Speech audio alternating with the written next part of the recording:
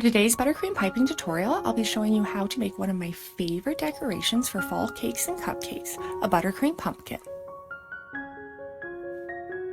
For this pumpkin piping tutorial, I'm using an orange buttercream and I'm using a tipless bag that I've cut into a star tip by clipping a V in the center and cutting the sides along the seams. I also have a green buttercream and I've made this into a leaf piping tip by cutting a V in the center.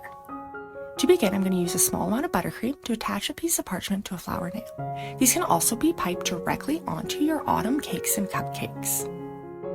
To begin, I'm going to apply a steady amount of pressure and pipe a large C shape. Then I'm going to mirror this on the opposite side.